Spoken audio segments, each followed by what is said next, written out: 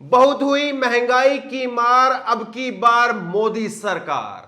नमस्कार, मैं हूं धर्मेंद्र, आप देख रहे हैं ऑनलाइन न्यूज इंडिया। 2014 से नारा लगातार सुनते आ रहे हैं। 2014 से पहले नारा दिया था और लोग और हम जैसे पत्रकार जो है वो यही बोलते रहे कि वो जो नारा आपने दिया था साहब, उसका क्या हुआ। उस नारे को पकड़ करके लोग झूलते रहे। मोदी सरकार एक के बाद एक लगातार रिकॉर्ड तोड़ती रही और आज खबर हम आपको देने वाले हैं। मोदी सरकार ने 8 साल में सबसे बड़ा झटका देश के लोगों को दिया है। पूरी तरह से मोदी सरकार फेल हो गई है। जिस महंगाई को लेकर के वो हाहाकार कर रही थी, आज मोदी के राज में 8 साल की उनकी सरकार में सबसे ज्यादा महंगाई मोदी के राज में। ये आप देखिए, लाइव हिंदुस्तान की खबर में आपको दिखा रहा हूं। बेकाबू हुई महंगाई, 8 साल का रिकॉर्ड टूटा। अप्रैल में रिटेल दर 7.79% रही। इन चीजों के बढ़ गए दाम। खाने पीने, तेल, सब चीज के दाम जो है वो अब लगातार बढ़ेंगे। मोदी सरकार में रिटेल की जो दाम है वो बढ़ गए हैं। ये आप देखिए, वेब दुनिया ने लिखा है, खुदरा महंगाई 8 साल के उच्च स्तर पर, खाद्य पदार्थों की कीमतों ने बिगाड़ा बजट। भास्कर ने लिखा है, 8 साल के पीक पर महंगाई, अप्रैल में रिटेल महंगाई दर 7.79% रही। खाने की चीजों से लेकर के जूते कपड़े सब महंगे हो गए। अब लोग क्या करें? क्या खाना छोड़ दें? क्या जूते कपड़े लत्ते पहनना छोड़ दें? करें क्या लोग? कोई ऑप्शन जो है वो लोगों के सामने छोड़ा नहीं है। आम आदमी इस वक्त में त्राहिमाम कर रहा है और मैं आपको दिखाऊंगा, केवल आम आदमी की हालत खस्ता नहीं है। आम आदमी की हालत खस्ता है, मिडिल क्लास की हालत खस्ता है और देश में अमीरों के भी बुरे दिन शुरू हो गए हैं। वो भी मैं आपको एक एक करके खबरें दिखाऊंगा, किस तरह से LIC से लेकर के शेयर मार्केट हर कहीं जो है वो अंधेरा छाया हुआ है। आप आखिरी तक जरूर देखिए। पहले हम महंगाई की बात करते हैं। आम आदमी को अप्रैल में महंगाई के मोर्चे पर झटका लगा है। खाने पीने के सामान से लेकर के तेल के दाम बढ़ने के कारण महंगाई 8 साल के पीक पर पहुंच गई है। गुरुवार को जारी आंकड़े, सरकारी आंकड़े हैं, ये जो प्राइवेट आंकड़े हैं या जो लोग जो सामना कर रहे हैं जिस महंगाई का, वो आप समझिए कितनी और ऊपर होगी। जो सरकारी आंकड़े हैं उनके मुताबिक कंज्यूमर प्राइस इंडेक्स के आधारित रिटेल महंगाई दर अप्रैल में बढ़कर के 7.79% हो गई। मई 2014 में महंगाई दर 8.32% थी।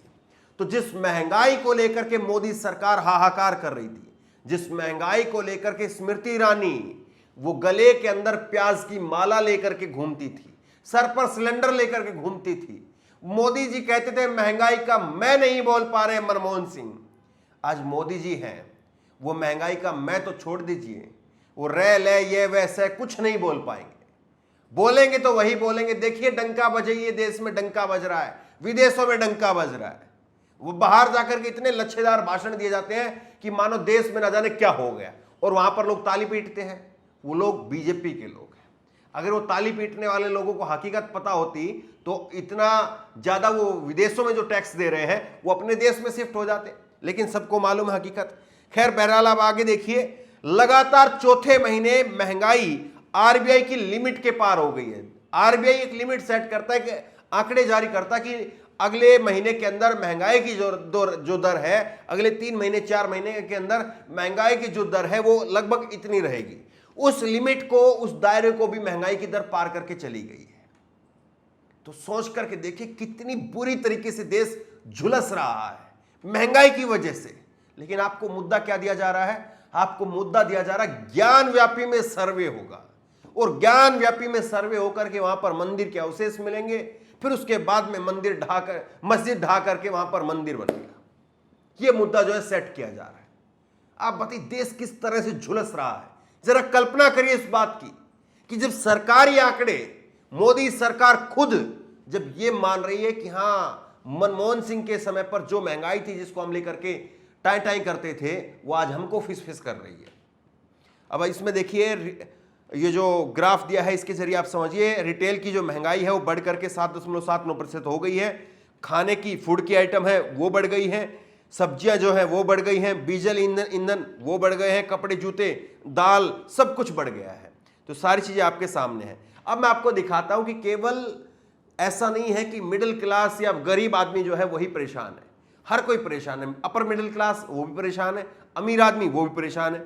आप ये देखिए LIC जिसको लेकर के कितना बड़ा हवा बनाया गया, LIC जिसके करीब 30 करोड़ लोगों ने पॉलिसी ली हुई है, 140 करोड़ लोग हैं, उसमें से जो है 30 करोड़ लोगों ने पॉलिसी ले रखी है जिस कंपनी की, उस कंपनी को बेच दिया। बेचने के बाद में उसका IPO लेकर के आए लोग। IPO लाने के बाद में कहा कि इतना बड़ा IPO होगा कि देश के आजाद भारत में इससे बड़ा IPO अभी तक आया नहीं होगा, बम बम हो जाएगी। लेकिन अब खबर क्या है? खबर यह है कि LIC IPO में हो सकता है नुकसान, देश के सबसे बड़े IPO की लिस्टिंग डिस्काउंट में हो सकती है, हो सकती है ये ग्रे मार्केट में भाव 20 रुपए से नीचे। तो जिसको कहा गया कि बम बम बम बम हो जाएगा और पूरी तरह से जो है ये देश की काय पलट कर देगा, लेकिन उसका अब हाल आप देख लीजिए। जुम्मा 4 दिन पहले जो है इसको बेचा था LIC को, और अब 4 दिन बाद में जो है नतीजे सामने आ गए हैं। यहां पर भी पैर जो है वो लड़खड़ा रहे हैं सरकार के, यहां पर भी सरकार संभाल नहीं पा रही है। अब आगे आप देखिए शेयर मार्केट जो है वो पांचवें दिन भी शेयर मार्केट में गिरावट। सेंसेक्स 1158 पॉइंट गिर करके 52,930 पर बंद हुआ।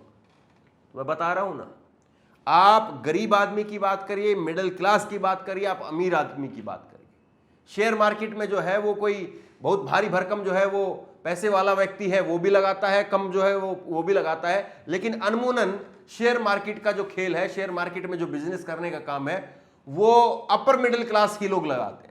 अब सोच कर देखिए, कहीं पर जो है वो राहत नहीं है।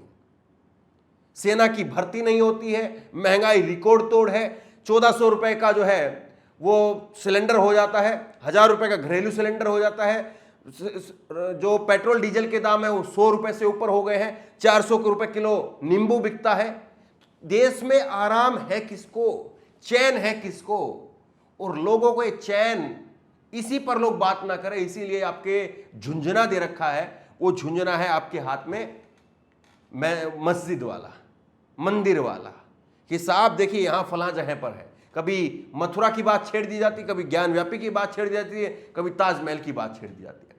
तो सोच करके देखिए किस तरह से देश के हालात हैं, लेकिन आपको क्या स्थिति जो है वो दिखाई जा रही है। और मीडिया इस पर चर्चा तब करेगी जब पाकिस्तान के अंदर टमाटर की रेट जो है वो ज्यादा होगी।